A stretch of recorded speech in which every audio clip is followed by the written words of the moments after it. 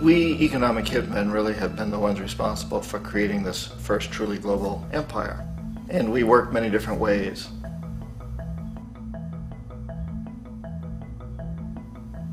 But perhaps the most common is that we will identify a country that has resources our corporations covet, like oil, and then arrange a huge loan to that country from the World Bank or one of its sister organizations. But the money never actually goes to the country. Instead, it goes to our big corporations to build infrastructure projects in that country, power plants, industrial parks, ports, things that benefit a few rich people in that country, in addition to our corporations, but really don't help the majority of the people at all. However, those people, the whole country is left holding a huge debt. It's such a big debt they can't repay it, and that's part of the plan, that they can't repay it. And so at some point, we economic hitmen go back to them and say, listen, you owe us a lot of money, can't pay your debt, so sell your oil real cheap to our oil companies. Allow us to build a military base in your country, or send troops in support of ours to someplace in the world like Iraq, or vote with us on the next UN vote. To have their electric utility company privatized and their water and sewage system privatized and sold to U.S. corporations or other multinational corporations. So there was that whole mushrooming thing, and it's so typical of the way the IMF and the World Bank work, that you put a country in debt, it's such a big debt it can't pay it, and then you offer to refinance that debt and pay even more interest. And you demand this quid pro quo, which you call a conditionality or good governance, which means basically that they've got to sell off their resources, including many of their social services, their utility companies, their school systems sometimes, their penal systems, their insurance systems, to foreign corporations. So it's a double, triple, quadruple whammy. The precedent for economic hitmen really began back in the early 50s when democratically elected Mossadegh, who was elected in Iran, he was considered to be the hope for democracy in the Middle East and around the world. He was Time Magazine's Man of the Year. But one of the things that he'd run on and began to implement was the idea that foreign oil companies needed to pay the Iranian people a lot more for the oil that they were taking out of Iran. The Iranian people should benefit from their own oil. Strange policy. We didn't like that, of course. But we were afraid to do what we normally were doing, which was to send in the military. Instead, we sent in one CIA agent, Kermit Roosevelt, Teddy Roosevelt's relative. And Kermit went in with a few $1 million and was very, very effective and efficient. And in a short amount of time, he managed to get Mossadegh overthrown and brought in the Shah of Iran to replace him, who always was favorable to oil. And it was extremely effective. Mobs overflow Tehran. Army officers shout that Mossadegh has surrendered and his regime as virtual dictator of Iran is ended. Pictures of the Shah are paraded through the streets as sentiment reverses. The Shah is welcomed home. So back here in the United States, in Washington, people looked around and said, wow, that was easy and cheap. So this established a whole new way of manipulating countries, of creating empire. The only problem with Roosevelt was that he was a card-carrying CIA agent, and had he been caught, the ramifications could have been pretty serious. So very quickly at that point, the decision was made to use private consultants to channel the money through the World Bank or the IMF or one of the other such agencies, to bring in people like me who worked for private companies, so that if we got caught, there would be no governmental ramifications.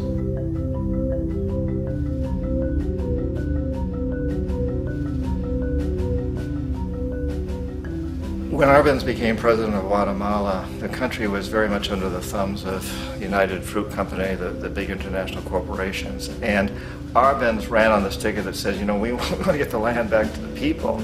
And once he took power, he was implementing policies that would do exactly that, give land rights back to the people. United Fruit didn't like that very much.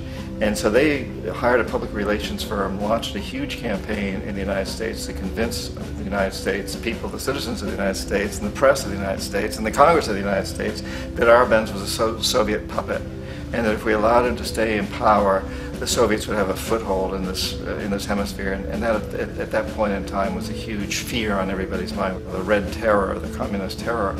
And so, to make a long story short, out of this public relations campaign came a commitment on the part of the CIA and the military to take this man out. And in fact, we did. We sent in planes, we sent in soldiers, we sent in jackals, we sent everything in to take him out, and did take him out. And as soon as he was removed from office, the new guy that took over after him basically reinstated everything to the big international corporations, including United Fruit.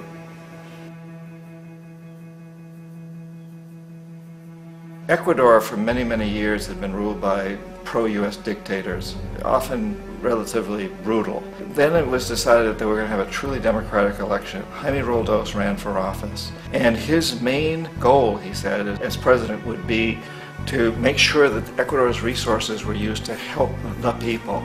And he won, overwhelming, by more votes than anybody had ever won anything in Ecuador. And he began to implement these policies to make sure that the profits from oil went to help the people.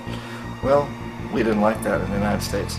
I was sent down as one of several economic hitmen to change Roldos, to corrupt him, to bring him around, to let him know, okay, you can get very rich, you and your family, if you play our game, but if you continue to try to keep these policies you've promised, you're going to go.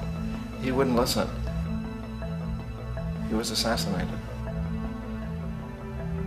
As soon as the plane crashed, the whole area was cordoned off. The only people allowed in were U.S. military from a nearby base and some of the Ecuadorian military. When an investigation was launched, two of the key witnesses died in car accidents before they had a chance to testify. A lot of very, very strange things that went on around the assassination of Jaime Roldos. I, like most people who've really looked at this case, have absolutely no doubt that it was an assassination. And of course, in my position as an economic hitman, I was always expecting something to happen to Jaime, whether it be a coup or assassination, I wasn't sure, but that he would be taken down because he was not being corrupted. He would not allow himself to be corrupted the way we wanted to corrupt him.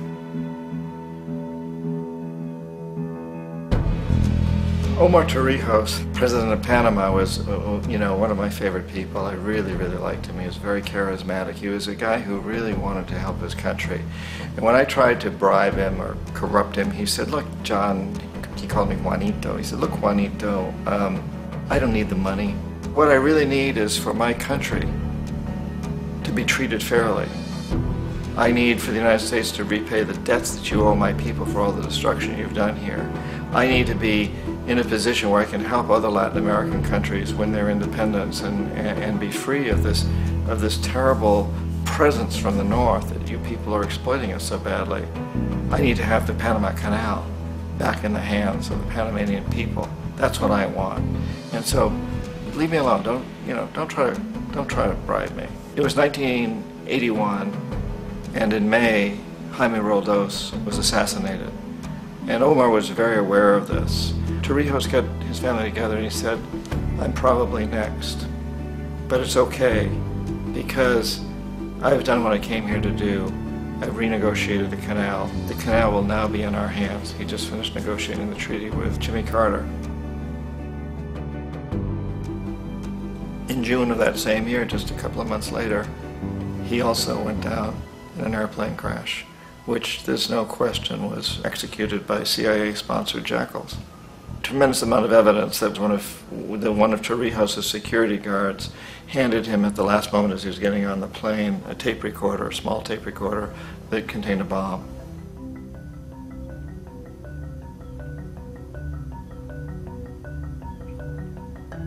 It is interesting to me how this system has continued pretty much the same way for years and years and years, except the economic hitmen have got better and better and better. Then we come up with, very recently, what happened in Venezuela. In 1998, Hugo Chavez gets elected president, following a long line of presidents who had been very corrupt and basically destroyed the economy of the country. And Chavez was elected amidst all that. Chavez stood up to the United States, and he's done it primarily demanding that Venezuelan oil be used to help the Venezuelan people. Well, we didn't like that in the United States.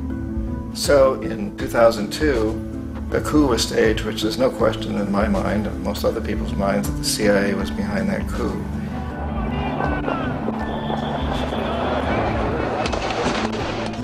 the way that that coup was fomented was very reflective of what Kermit Roosevelt had done in Iran, of paying people to go out into the streets, to riot, to protest, to say this Chavez is very unpopular. You know, if you can get a few thousand people to do that, television can make it look like it's the whole country, and things start to mushroom. Except in the case of Chavez, he was smart enough, and the people were so strongly behind him that they overcame it, which was a phenomenal moment in the history of Latin America.